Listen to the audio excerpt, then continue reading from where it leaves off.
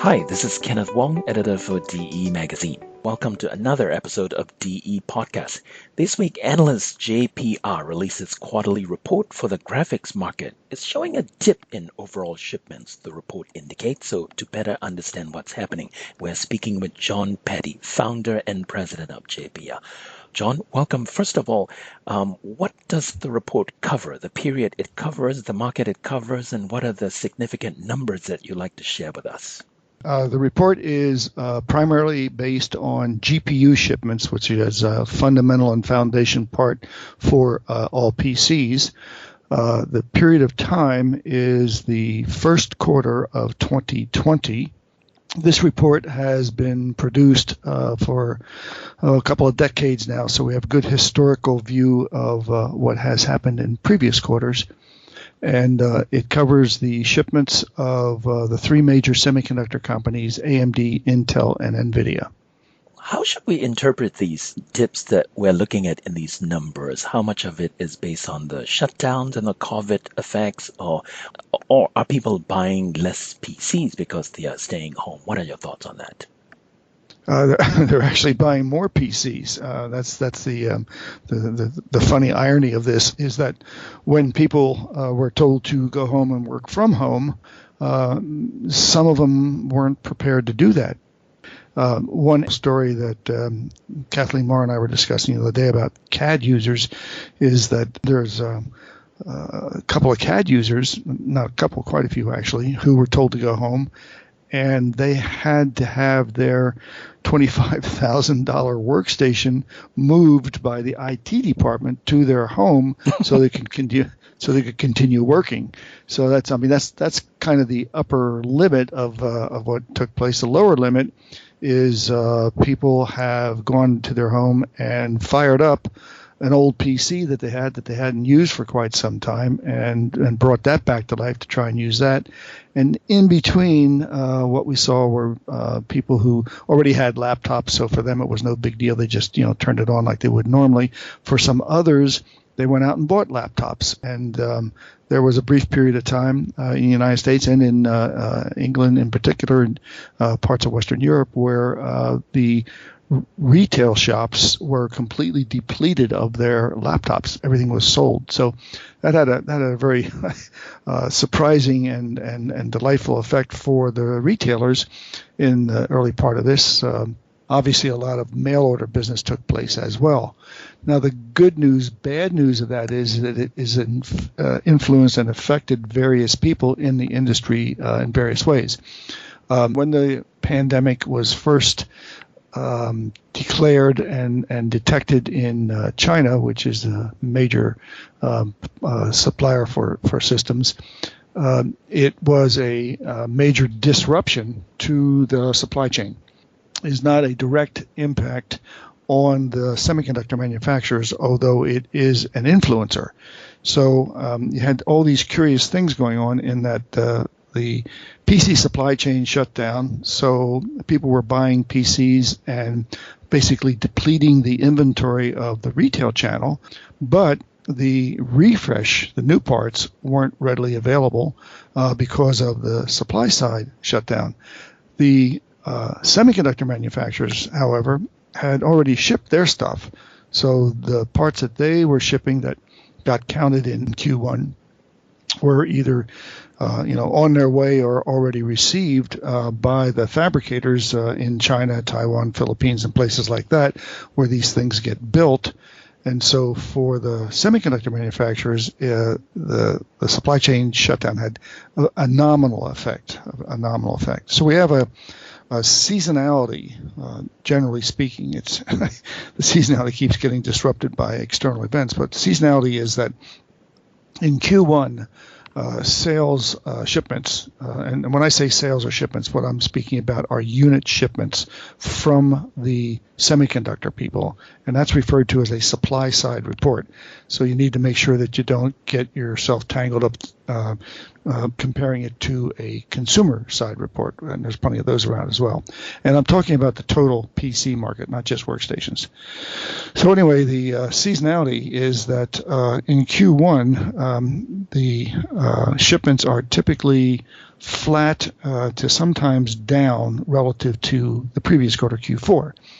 And then Q2, the shipments drop down to almost, quite severely they drop down due to the retail channel and OEM channel trying to deplete old inventory. Q3, the shipments go up quite high, and that's the big quarter for the year as the semiconductor manufacturers ship their parts to the OEMs and to the channels to get prepared for the big deal of the holiday selling and the back to school and back to work sales that take place in late Q3 and then the holiday in Q4. You've been tracking the GPU market since 1988. That's quite a long time, so you have a lot of historical perspective. Has there any kind of event, world economic events or disasters like SARS outbreaks or things like that, that has affected the GPU market the same way? Have you seen similar kind of dips in the market? Yeah, we see them all the time, actually. By all the time, I don't mean every week, but every few years. I mean, the last one that was significant was the economic crash that we had in 07, 08. SARS wasn't too bad because we didn't go into the lockdown mode that we have here with the virus. And before the economic crash of 2007-08, there was a small economic dip in the early part of the century, and then we had the 2K crisis, where airplanes were supposed to fall out of the sky because I remember changed that. Centuries. Yeah, that turned out not to be true, but nonetheless, it scared a lot of people, and so there was some hoarding, purchasing, and then some no purchasing while people were waiting for the apocalypse to happen, which never happened.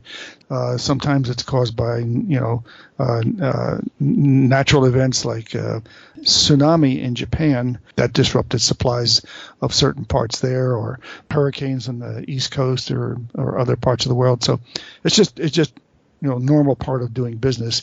And when you take the long picture over, say, 3-5 years, you try and look at what is the real trend here. And in terms of the PC market, the trend has been declining, going down slowly. That's been primarily due to the fact that the people who buy things are not refreshing their systems as frequently as they used to. And the net result of that is that creates a decline in the overall PC market. Now, that's been the case for the last 10 or so years, when the iPad came out and then inspired everybody in the world to build a tablet. People started using tablets and found that they could indeed do a lot of things on tablets that they were doing on a PC. And the reason they were doing it on a PC was because that was the only choice they had. So that's kind of stabilized also. The platform has taken its position, and the market started picking up for a variety of reasons. People were replacing older systems. There were some really nice new systems out to replace them with. One of the drivers of the market has been the gaming industry, and that reflects into workstations also, because lots of games are designed on workstations. So the trend was up. Everybody was feeling good. We've hit bottom. It's turned around. Yay!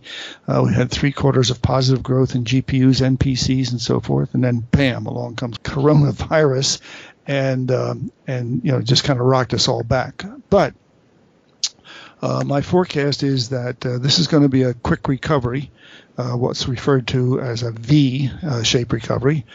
And part of the reason for that is that when people were sent home, the disruption to their lives was shocking, and it has created pent-up demand because U.S. and Western European and Japanese consumers like to buy things, and they love the idea of not having to pay for it, so you buy on credit. And so there's pent-up demand. You just go out and shop, and now that the lockdowns are being turned off, people are going to go back and do that. And then there's also the introduction of a new class of CPUs from Intel and AMD that are going into the next generation laptops. These are beautiful, beautiful machines, extraordinary battery lifetimes, big, bright 4K displays, fast CPU processors, new GPU processors. I mean, these are machines that people want and are going to want.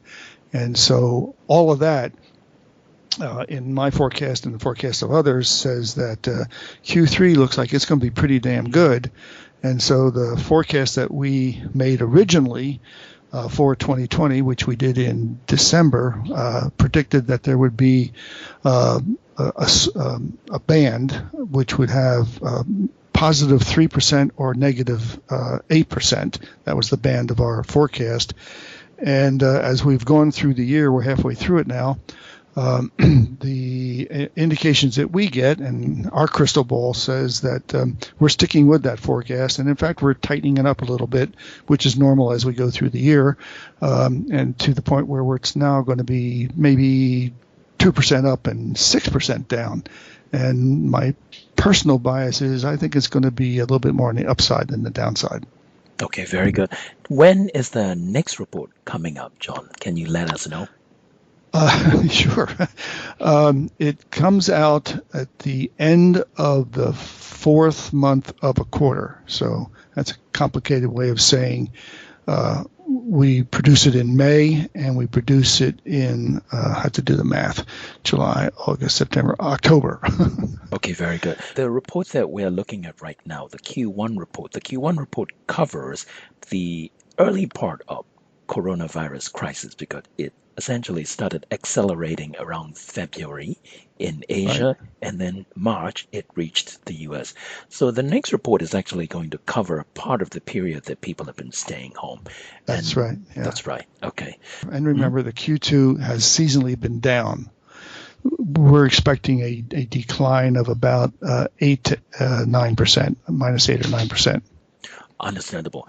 So that is a combined effect of coronavirus plus the seasonally down quarter that we're looking at in the Q2. Right, right. And when you think about that, that's really, relatively speaking, all things considered, that's not bad.